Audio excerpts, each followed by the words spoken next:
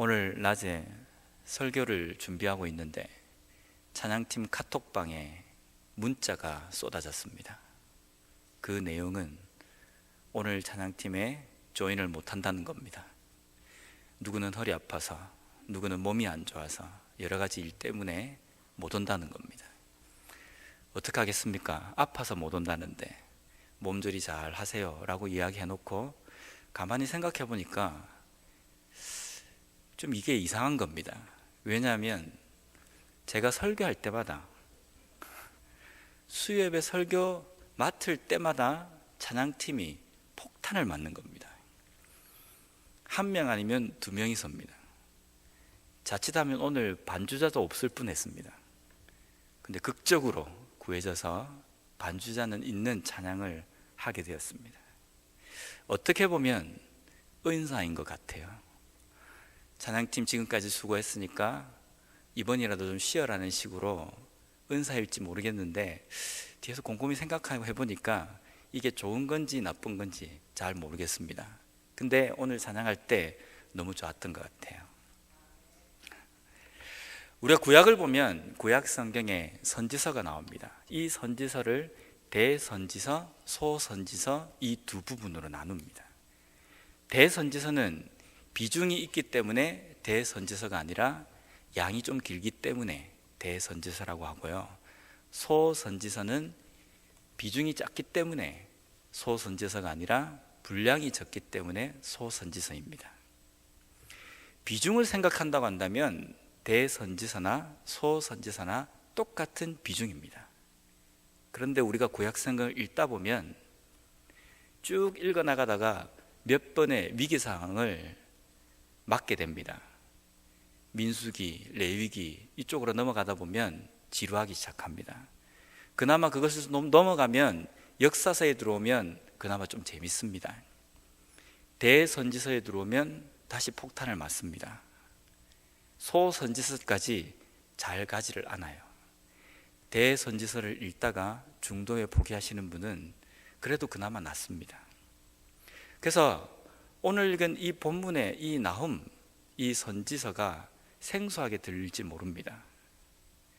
근데 이 선지서를 제가 읽으면서 뭔가 새로운 걸 하나를 발견했기 때문에 오늘 이 말씀을 통해서 좀 같이 나누었으면 좋겠습니다. 소선지서는 비중이 작은 선지서가 아니라 분량이 작은 선지서라고 했습니다. 이 소선지서 중에 요나서라는 게 있습니다. 우리가 잘 알고 있습니다. 그 안에는 스토리가 있기 때문에 우리는 몇 번 읽었습니다. 근데 그 요나서는 하나님께서 요나 선지자를 통해서 아수르의 수도인 니느웨에 가서 하나님의 징계, 하나님의 벌에 대해서 그 도시를 향해서 선포하라는 내용입니다. 이스라엘 백성도 아니고 남유다 백성도 아닌 이방 아수르의 수도인 니느웨에 가서 하나님의 징계를 선포하라는 것, 어떻게 보면 언뜻 이해가 되지 않습니다. 그런데 거기에 중심 내용은 비록 이방 족속이라 할지라도 자신의 잘못을 깨닫고 하나님 앞으로 돌아올 때에는, 회개할 때에는 하나님께서 긍휼을 베풀어 주신다라는 내용입니다. 150년이 지났습니다. 나훔이라는 선지자를 통해서 하나님께서 또 다른 예언을 하십니다. 그 대상 역시 니느웨입니다. 아수르의 수도입니다. 150년 전에 요나 선지자를 통해서 하나님께서 멸망을 선포하실 때 니느웨는 회개했습니다. 150년이 지난 지금에 나훔을 통해서 하나님께서 선포하시는 내용은 이제 더 이상 내가 긍휼을 베풀지 않고 멸망을 시키겠다라는 하나님의 최후 통첩입니다. 150년의 기간 동안에 니느웨, 아수르라는 나라에 무슨 일이 일어났습니까? 당시 요나 선지자를 통해서 말씀하신 하나님의 그 경고의 메시지에 대해서 이 성읍에 있는 사람들은, 이 나라 사람들은 귀 기울여 들었습니다. 그런데 시간이 지나면서 이 아수르가 북이스라엘을 점령합니다. 멸망시켜 버립니다. 북이스라엘을 시작으로 해서 주변에 있는 수많은 나라들을 아수르가 다 정복을 합니다. 기세가 등등해집니다. 영토도 넓어집니다. 그래서 이들의 세력을 어디로 뻗치냐면요, 남유다까지 뻗칩니다. 그리고 남유다도 거의 잡아먹고 예루살렘만 남아 있게 됩니다. 그리고 그 예루살렘을 포위합니다. 예루살렘을 포위했을 때에 거기에 온 왕이 우리가 잘 알고 있는 사네립 왕입니다. 사네립 왕을 필두로 해서 이제 예루살렘만 점령하면 되는 그 시점에 남유다는 풍전등화와 같은 위기의 순간이었습니다. 더 이상 대항해 볼 수 없는 상황이었습니다. 그럴 때 하나님께서 남유다 백성들을 불쌍히 여기셨습니다. 예루살렘밖에 남지 않는 남유다 백성들에게 하나님께서 크신 권능을 베푸셔서 아수르의 자연재해를 내려서 사네립이 군사를 되돌려서 나라로 갈 수밖에 없는 상황을 만드셨습니다. 이러한 상황들을 거치면서 아수르는 영토도 넓어지고 힘도 세졌습니다. 그런데 이 아수르에 어떤 잘못된 행동들이 있었습니다. 점령하는 나라들마다 포로들이 생깁니다. 근데 그 포로들을 인도주의적으로 대하지 않고 잔인하게 학살하거나 아주 잔인하게 그 사람들을 대했습니다. 특히 하나님의 백성들을 그렇게 대했습니다. 그렇게 대한 아수르에 대해서 하나님께서 이제는 멸망을 선포하십니다. 내가 더 이상 너희들을 참지 않겠다라는 겁니다.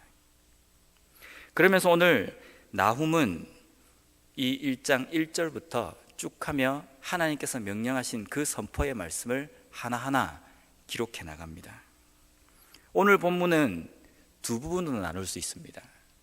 첫째 부분은 하나님의 진노에 대해서, 두 번째 부분은 하나님의 크신 권능과 위엄에 대해서 기록하고 있습니다. 2절과 3절은 이렇게 시작합니다. 여호와는 어떤 분이시다라는 겁니다. 근데 2절을 가만히 읽어보면 여호와는 질투하시고 보복하시고 진노하시는 분이시다라고 기록되어 있습니다. 무서운 말입니다. 질투하시는 하나님, 우리가 잘 들었는데 도대체 하나님께서는 무엇에 질투하십니까? 이 나훔서에 나와 있는 이 질투라는 단어가 여호수아에 처음으로 등장합니다. 여호수아 24장 19절입니다. 질투라는 단어가 여러 종류가 나오지만 이 나훔서에 나와 있는 이 질투의 용어와 똑같은 용어가 여호수아 24장 19절입니다. 제가 한번 읽어보겠습니다. 여호수아가 백성에게 이르되 너희가 여호와를 능히 섬기지 못할 것은 그는 거룩하신 하나님이시요 질투하시는 하나님이시니 너희의 잘못과 죄들을 사하지 아니하실 것임이라. 이스라엘 백성들이 40년의 긴 시간을 거쳐서 가나안 땅에 입성을 합니다. 가나안 땅에 입성하는 이스라엘 백성들의 상태는 어떠했겠습니까? 한번 짐작을 해보십시오. 이스라엘 백성들이 지금 40년의 광야 생활을 지나고 마지막 남은 가나안 땅에 들어가서 정복 전쟁을 해야 합니다. 왜냐하면 거기는 비어있는 땅이 아니라 이미 가나안의 족속들이 살고 있는 땅입니다. 그래서 거기 가서 원래 살고 있는 그 가나안 거민들을 몰아내야 합니다. 이스라엘 백성들의 상태는 어떠했겠습니까? 야, 이거 전쟁하겠나? 우리가 뭐 갖추어진 것도 없는데 과연 들어가서 우리가 싸움을 싸울 수 있을까? 이런 두려운 마음이었겠습니까? 그렇지 않습니다. 여리고성에 정탐꾼이 들어갔을 때에 기생 라합의 집에 숨어 있습니다. 그 라합이 이스라엘 백성들과 함께하는 하나님에 대해서 고백한 내용이 여호수아 2장 9절에서 11절에 나와 있습니다. 좀 길지만 제가 한번 읽어보겠습니다. 말하되 여호와께서 이 땅을 너희에게 주신 줄을 내가 아노라. 우리가 너희를 심히 두려워하고 이 땅 주민들이 다 너희 앞에서 간담이 농나니 이는 너희가 애굽에서 나올 때에 여호와께서 너희 앞에서 홍해 물을 마르게 하신 일과 너희가 요단 저쪽에 있는 아모리 사람의 두 왕 시온과 옥에게 행한 일 곧 그들을 전멸시킨 일을 우리가 들었음이니라. 우리가 듣자 곧 마음이 녹았고 너희로 말미암아 사람이 정신을 잃었나니 너희의 하나님 여호와는 위로는 하늘에서도 아래로는 땅에서도 하나님이시니라. 이방 여인이, 이방 사람들이 광야를 떠돌고 있는 이스라엘 백성들을 향한 이미지입니다. 갖고 있는 생각입니다. 이스라엘 백성, 이스라엘이라는 이 말만 들어도 간담이 서늘해지고 정신이 혼미할 정도로, 정신을 잃을 정도로 두려워하고 있다는 겁니다. 이 이야기가 한 사람의 고백이 아니라 가나안 땅에 살고 있는 가나안 거민들의 공통적인 생각입니다. 왜냐하면 아무것도 없는 상태에서 아무것도 없는 광야의 길을 40년 동안 오면서 수많은 일들을 겪으면서도 그 가운데 놀랍도록 역사하시는 하나님, 그들과 동행하는 이스라엘 백성들, 가나안 백성들이 생각할 때에는 도무지 해볼 수 없는 엄청난 힘으로 그들은 생각하고 있다는 겁니다. 이 고백을 정탐꾼들을 통해서 이스라엘 백성들이 들었습니다. 어떤 생각이 드시겠습니까? 하나님 감사합니다. 우리 같은 이란 백성들에게, 오합지졸 백성들에게도 하나님께서 함께 하셔서 가나안 땅에 들어가서 수많은 군사들을 우리가 이길 수 있도록 해주심을 감사합니다. 아마 처음에는 그런 고백을 했을 것 같아요. 근데 시간이 지나서 점점점 시간이 지나서 삶을 살다 보면 우리의 마음속에 어떤 생각이 듭니까? 이것이 곧 나다라는 생각입니다. 하나님께서 함께 하시기 때문에 승전고를 울릴 수 있었는데 내가 뭔가 대단하기 때문에 이 일을 했다는 생각을 그들 마음속에 하게 된다는 겁니다. 그래서 실제로 이스라엘 백성들이 가나안 땅에 들어가서 전쟁을 할 때에 승승장구했습니다. 근데 거기에 보면 하나님을 의지해서 전쟁을 했다기보다는 그 거민들이 겁을 먹었기 때문에 이미 그 싸움은 이긴 전쟁이었습니다. 그런데 그 전쟁을 임하는 이스라엘 백성들의 생각은요, 됐다, 이 정도만 하면 됐다. 이 사람들은 쫓아내기 좀 아까우니까 우리 옆에 두고 종으로 좀 삼자. 자기들이 선별하는 모습을 우리는 볼 수 있습니다. 하나님께 뜻을 묻거나 하나님의 뜻이 어디 있는지 그것을 앞세우기보다는 자신들의 사리 분별과 판단으로 가나안 거민들을 생각하는 모습, 그것을 볼 때에 이스라엘 백성들은 이미 가나안 정복 전쟁을 통해서 교만해질 대로 교만해진 상태입니다. 가나안 땅에 들어가서 이제 정착 생활을 합니다. 이미 그 땅 거민들은 이스라엘 백성들을 두려워하고 있고 사기는 충천해 있고 이제 거기에서 정착 생활을 하면서 농경 생활을 합니다. 곳간에 곡식들이 가득 차 있고 내 소나기에 먹을 것들이 가득 차 있습니다. 그 다음에는 우리 인간의 역사를 되돌아보면 어떤 쪽으로 빠집니까? 더욱더 하나님을 붙들고 더욱더 하나님을 의지하는 삶이 되면 좋겠는데 그때부터 사람은 의식주가 해결이 되면 딴 생각을 하게 됩니다. 뭔가 재밌는 것이 없는가? 뭔가 짜릿한 것이 없는가?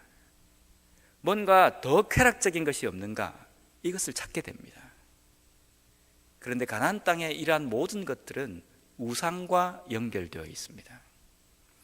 음란하게 우상 앞에 가야지만이 이 모든 것을 충족할 수 있습니다. 이스라엘 백성들은 곧 그들의 시야를 하나님으로부터 떠나고 우상에게로 향합니다. 우상 앞에 가서 절을 하고 제물을 갖다 바치고 때로는 자신들의 자녀까지도 그 우상을 섬기기 위하여서 불에다가 갖다 넣어버리기도 합니다.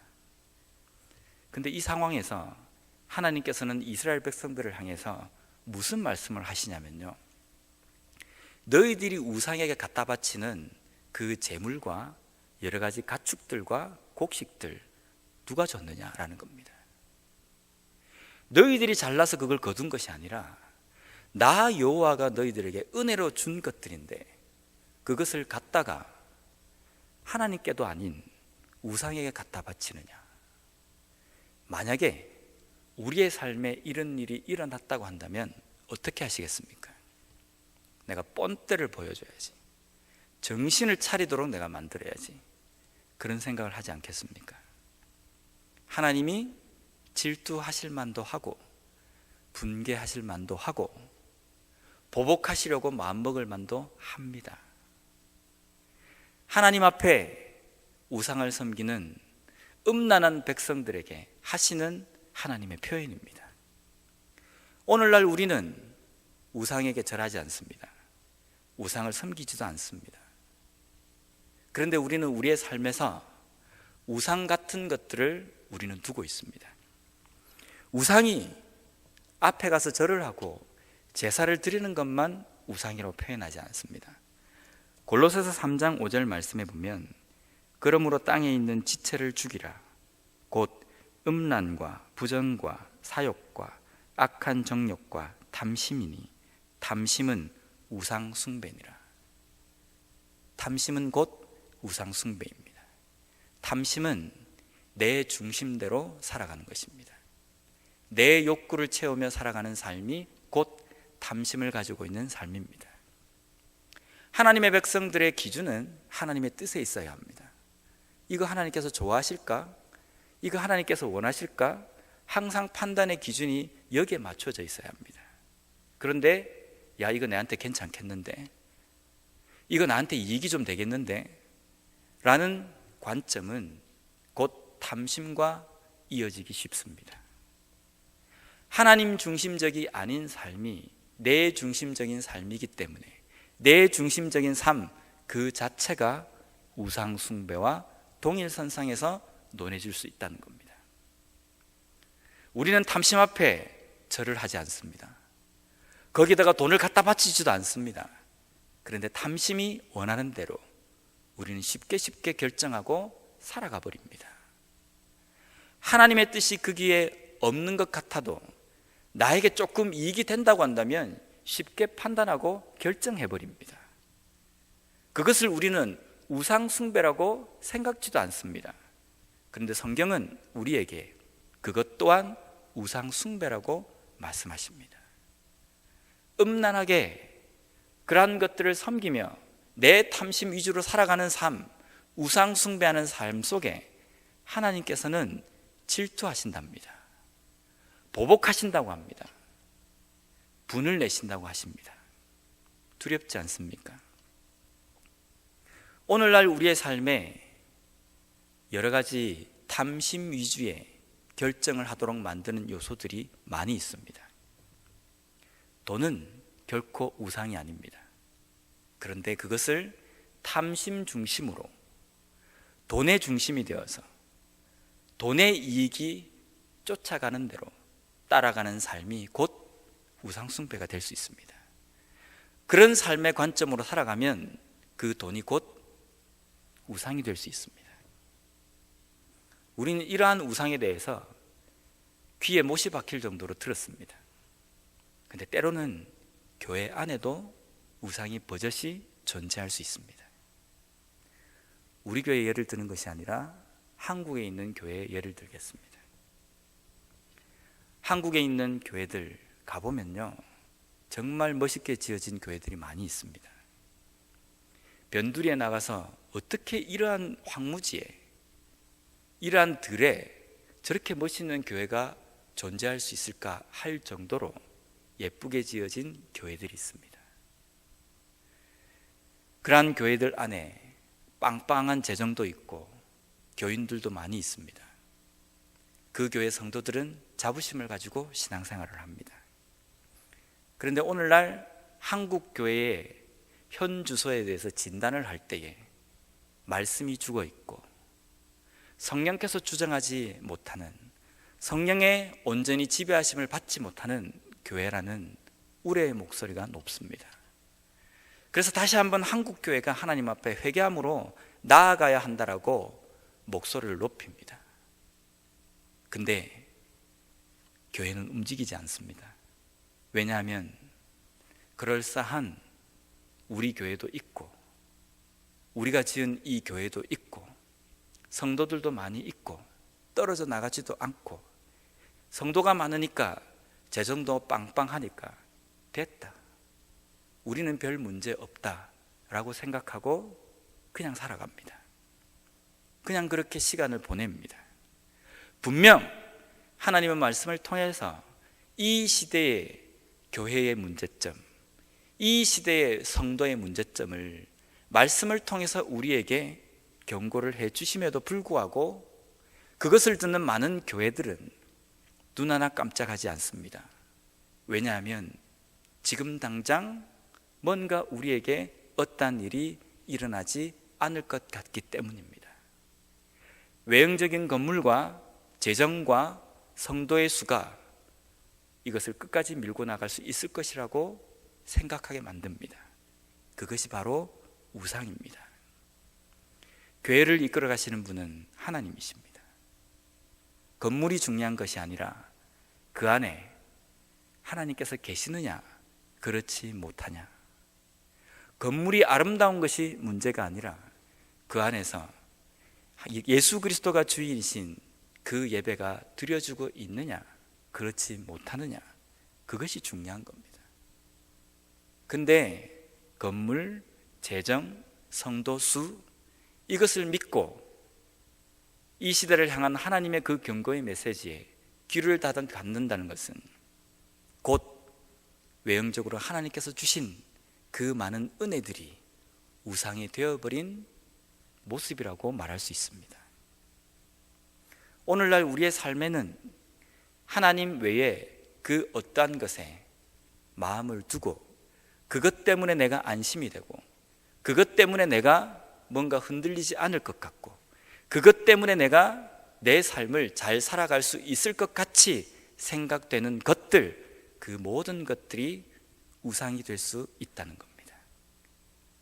비록 내 외양간에 소가 없고 내 밭에 곡식이 없다 할지라도 내가 여호와로 인하여서 즐거워할 수 있는 것, 그것이 하나님의 백성들의 삶의 가치관입니다. 그런데 우리는 여호와로 인해서 기뻐하기보다는 내 외양간에 소가 좀 있고, 내 곳간에 곡식들이 좀 있고, 내 소나기에 돈이 좀 쥐어지면 그것으로 우리는 안심합니다. 그런데 그 모든 것도 하나님께서 한순간 불어버리시면 다 사라집니다. 3절 이후부터 나와 있는 내용은 그러한 하나님에 대해서 말씀하십니다. 하나님은 얼마나 위대하신 분이냐면 구름을 티끌처럼 여기신답니다. 비행기를 타고 하늘을 올라가 보시죠. 밑에서 보면 구름이 그렇게 대단해 보이진 않습니다. 근데 올라가 보면 땅하고 비교가 되기 때문에 구름이 어마어마하게 큰 구름도 있습니다. 그런데 그 구름들이 하나님 앞에는 티끌처럼 여겨진다는 겁니다. 티끌은 눈에 잘 보이지도 않습니다. 하나님은 그 정도로 대단하시고 큰 분이십니다. 그 다음에 나와 있는 내용은 하나님이 꾸짖으시면 바다가 바싹 말라버린답니다. 어떤 사람은 바다의 깊이가 육지의 산의 가장 높은 곳보다 더 깊다라고 이야기하는 분도 있습니다. 그러면 바닷물 양이 어마어마합니다. 그 어마어마한 물도 하나님이 그냥 꾸짖기만 해도 다 말라버린답니다. 바닷물을 꾸짖음으로 인해서 다 말라버리시는 하나님, 우리가 가지고 있는 돈 몇 푼, 우리가 소유하고 있는 외형적인 어떤 것, 내가 뭔가 의지하는 그 것들, 하나님께서 후하고 부시면 날아가는 것은 시간 문제입니다. 우리는 그것을 의지할 게 못 된다는 것을 우리는 알아야 합니다. 여기까지 들으면 하나님이 너무 무시무시하다는 생각이 듭니다. 근데 오늘 본문을 쭉 읽으면서 눈에 딱 와닿는 본문이 혹시 있으십니까? 오늘 본문 중에 7절 말씀이 오늘 하나님께서 우리에게 하시고자 원하시는 말씀입니다. 제가 한번 읽어보겠습니다. 여호와는 선하시며 환난 날의 산성이시라. 그는 자기에게 피하는 자들을 아시느니라. 1절부터 8절까지 이 짧은 이 구절 가운데에 모든 내용들이 두려운 하나님, 우리가 감히 범접할 수 없는 무시무시한 하나님에 대해서 강조하고 있습니다. 그런데 뜬금없이 7절에 여호와는 선하시고 그에게 피하는 자들에게 산성이시다 라는 이 말씀이 들어 있습니다. 제가 어릴 때에 하나님에 대해서 생각해보라, 하나님의 은혜에 대해서 생각해보라 라고 이야기하면 거짓말 같지만 한 번도 하나님이 사랑의 하나님이라고 느낀 적이 없습니다. 하나님은 나를 지키시고 나를 보호하시는 분이라고 느껴본 적이 없습니다. 저는 모태신앙입니다. 어릴 때부터 신앙생활을 해왔고 신앙의 외도도 한번 해보지 않았습니다.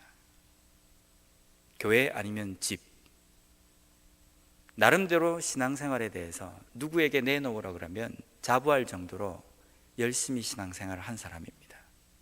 근데 어릴 때에 제 생각 속의 하나님은 항상 두려운 하나님이었습니다.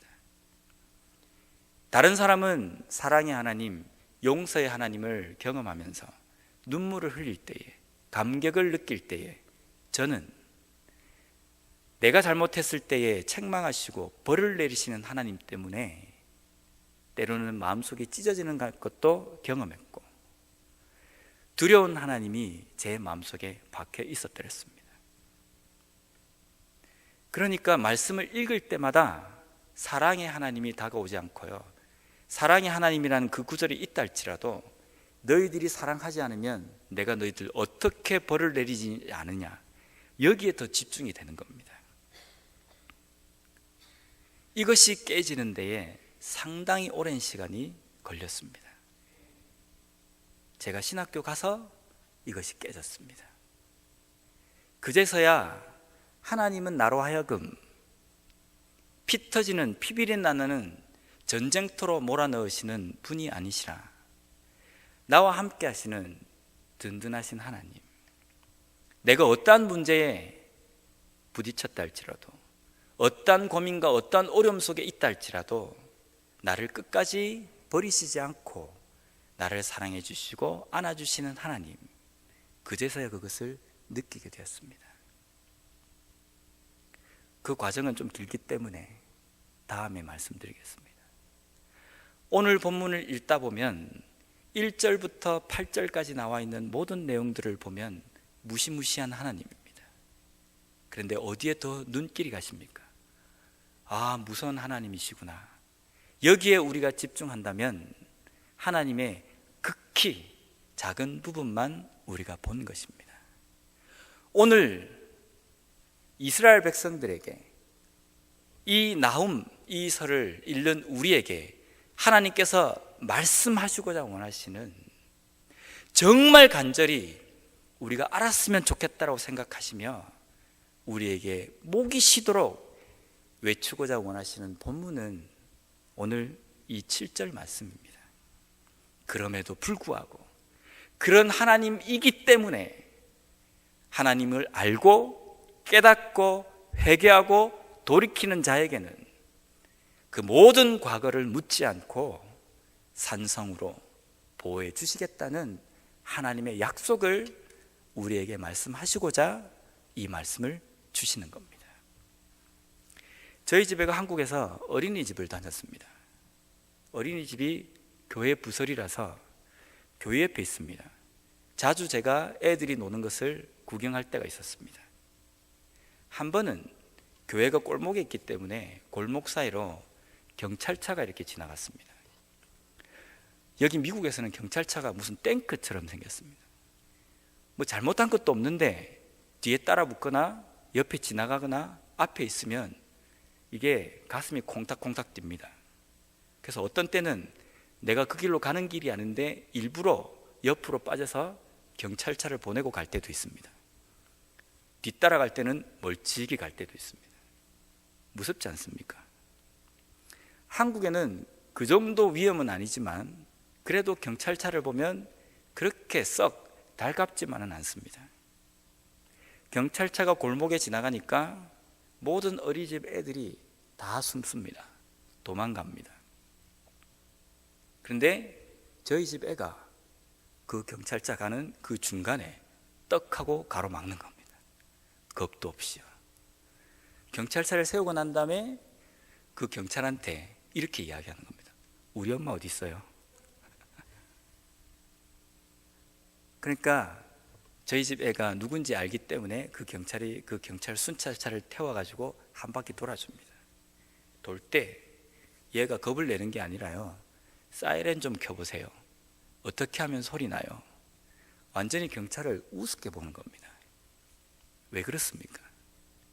경찰이라는 이 이미지에 엄마라는 단어가, 엄마라는 이미지가 박혔기 때문입니다. 우리는 경찰 이러면 총, 가두어 가는 것, 잡아가는 것, 이런 것만 머릿속에 가득하잖아요. 근데 아이의 생각 속에는 경찰 이꼴 엄마라는 겁니다. 얼마나 친근하겠습니까? 하나님은 우리에게 어떤 분이십니까?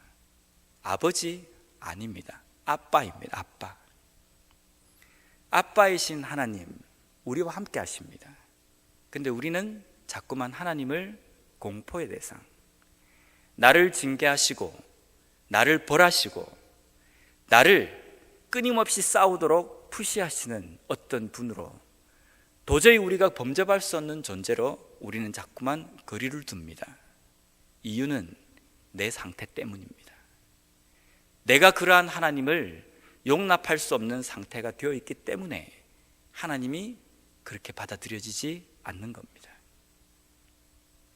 하나님이 두려운 분이십니까?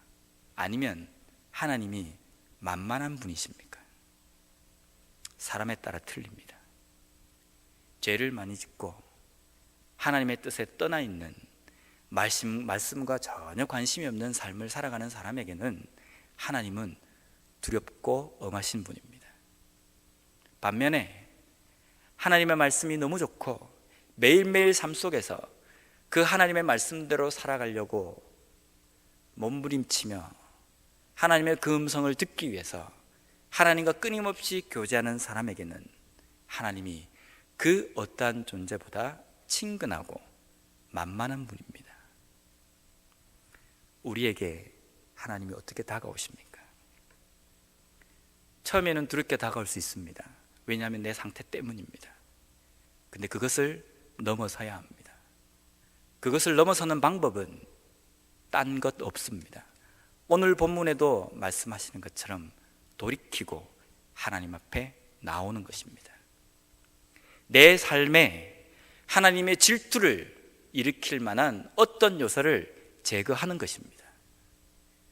내가 어떤 것에 사로잡혀서 내 생각과 내 삶의 중심에 무엇이 기둥처럼 박혀 있는지 그것을 점검해보고, 그것이 만약에 하나님이 아니라고 한다면 이 세상 천하 없는 것이라 할지라도 찍어버릴 수 있는 과감한 결단이 필요합니다.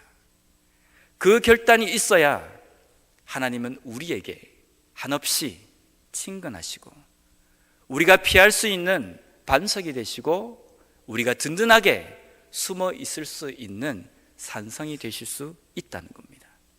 아무에게나 하나님이 산성 같으신 분이 아닙니다. 아무에게나 하나님이 아빠가 되시지 않습니다. 우리의 삶에 요구하시는 하나님의 뜻이 있습니다. 그 뜻을, 그 하나님의 그 마음을 우리가 온전히 깨닫고 그 길 위로 걸어가는 삶을 살아갈 때 하나님은 우리에게 아빠로서, 산성으로서, 피난처로서 역사하십니다. 오늘 나훔 선지자를 통해서 니느웨 성의 멸망을 말씀하신 이 하나님은 니느웨를 향해서 하시는 말씀이기도 하지만 오늘 우리에게 하시는 말씀입니다. 내가 이 정도다, 이 정도로 위험 있는 참신이다. 그러기에 너희들이 회개하고 돌이키고 너희들의 잘못된 삶에서 나에게로 돌아올 때에는 그 무시무시한 능력이 너희들을 보호하는 데에 사용되어질 것이며 너희들을 확실하게 지키는 데에 역사하실 것이라는 말씀을 우리에게 하시고자 원하십니다. 그러한 하나님을 매일매일 경험함으로 말미암아 하나님의 그 산성 위에, 하나님의 그 피난처 위에 매일매일 행복하게 아름답게 거하는 우리 모두가 되었으면 좋겠습니다.